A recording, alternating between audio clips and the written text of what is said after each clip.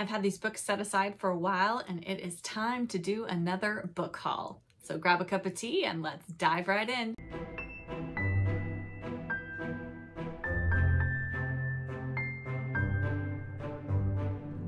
Hello book friends, I'm Jen and welcome to my reading life, and I am back today to do another book haul.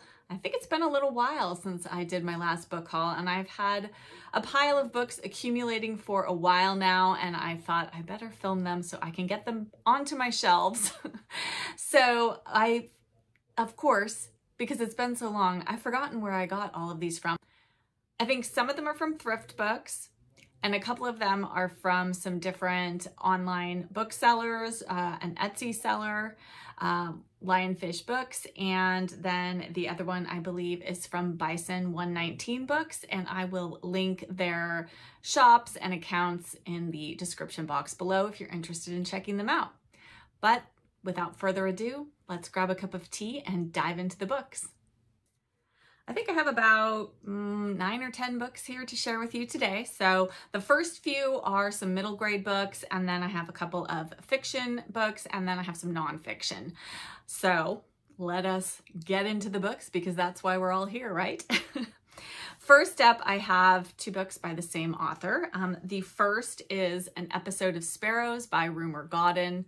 I still have yet to read The Green Gage Summer. It is on my TBR for August, but I have a feeling I'm just going to love it. And because The Story of Holly and Ivy by Rumer Godden is one of my very favorite books from childhood, I wanted to grab a few more of her sort of children's and middle grade aged books. And An Episode of Sparrows is one. From my understanding of the synopsis of this, it is about some children either during World War II or right after World War II when London has been bombed out, and they create a sort of secret garden, and some interesting things happen as a result of that. I am very intrigued, and who doesn't love a secret garden?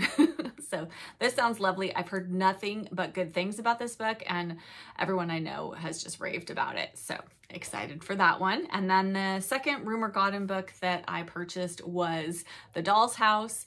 And I believe this is sort of I guess it's probably a middle grade aged read. And it is about a doll, which The Story of Holly and Ivy also features a doll where we sort of see the story from her perspective. And this doll's name is Tottie Plantagenet, which, what a great name for a doll.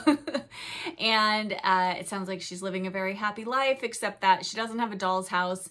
And then she does get a doll house, but then there is a doll who is maybe not very nice, or that Tottie doesn't like, and maybe wreaks a bit of havoc in her world. So that sounds like a really fun little story, and I loved dolls when I was growing up, so I'm excited to read this. And actually, funny story, my parents purchased me a doll house, like a kit to like be put together, and we never ever put it together.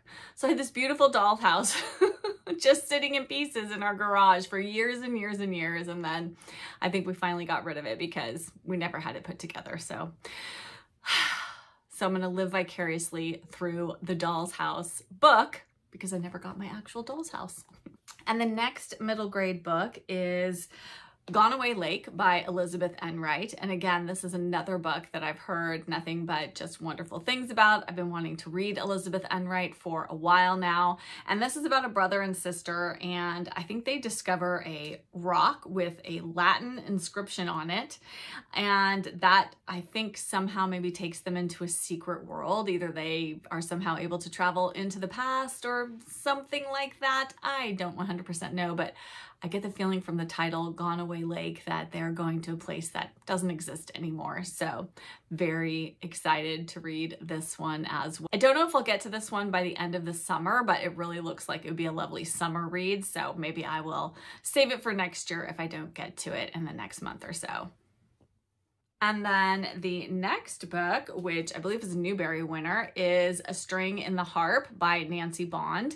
And I can't even remember where I heard about this book, but I know that I did, and I believe, I can't remember if it was a booktuber or someone on Bookstagram, but really raved about this book. And it is about a boy, Peter. He's found a strange Y-shaped artifact, and that takes him back to the 1500s.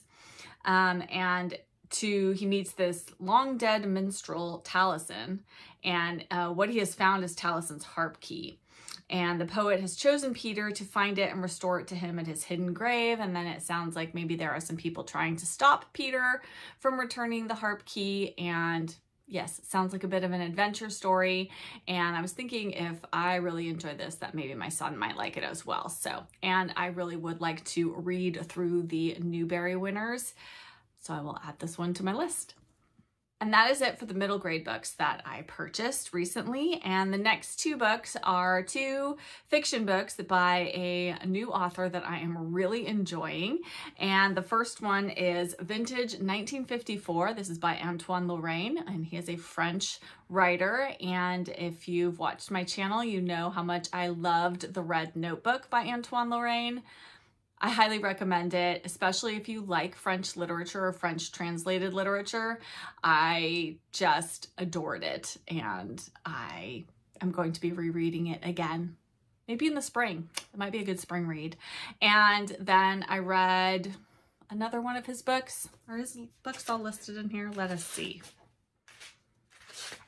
Oh, and then I read The Portrait, which I also enjoyed, which had kind of an interesting, strange twist to it. I think all of his books kind of have a bit of, I don't want to say something supernatural, but there's sort of something in them that's maybe a little bit not wholly real. In this one, this man, Hubert Larnedy, he has some friends over to his apartment to drink a bottle of 1954 Beaujolais, and then apparently everyone who drank from the bottle wakes up in the 1950s. So they're transported from 2017 to 1954 and in Paris. And I think it's just all about what happens to them there, and they have to figure out how to get back to 2017. So I am here for that. That sounds fabulous. I'd love to go to 1950s Paris. That just sounds like a lovely place to time travel to. And then the second Antoine Lorrain book that I purchased was The Reader's Room. And this is about, I believe it's a publishing house, and there is a committee meeting for France's highest literary prize. And one of the books that they are considering, turns out they don't know who the author actually is. And then apparently some murders start happening, and they very closely resemble some murders that happened in this particular book. So then I think they need to figure out what's going on. So a bit of a mystery in this one, and a little bit of maybe life imitating art. So again, sounds really good. And I am just on an Antoine Lorrain, a bit of a reading kick this year. And I'm really looking forward to getting to both of these. And then my last three books are all nonfiction books. And as you know, I am also having a love affair with Edith Wharton right now. And when I saw this copy of Edith Wharton, 1862 to 1937 by Olivia Coolidge, I had to grab it from an online bookseller on Instagram who I have purchased a number of books from and really love her shop. She finds some really interesting books. And I love this cover. It's so beautiful. I'm just going to read you the first paragraph from this book because I don't really know that much about like what to expect about this. It was written or published in 1964. So it's a little bit on the older side, not a recent biography, clearly. But this is from the introduction. It says, "The life of Edith Wharton is the story of a strong creative instinct. Neither Edith's parents nor her brothers made any mark in the world, and her husband had no profession. She felt no economic pressure to write, while every influence throughout her formative years was dead against it. Yet Edith was possessed of a driving force sufficient to overcome her own undisciplined habits, the distractions of a wealthy life, and the indifference of everyone close to her. In fact, she was too big for her environment, and it is a temptation to suggest that her only motive in writing was to break away from it. No such simple summary can really do justice to Edith, who was both complex herself and hard to know." So I'm excited to learn more about Edith Wharton because I've been enjoying her books so much, and I only know very little about her actual real life, so I'm excited to kind of learn a bit more about her. Then the next two books are probably the two books that I am the most excited about in this book haul. And the first one, I think I squealed when I saw it was for sale. And again, this is from that same bookseller on Instagram, and I will have her shop linked down below. I have to thank my Cozy Reader Book Club co-host Rebecca for mentioning this book when we did our collaborative video and we shared some of our favorite books.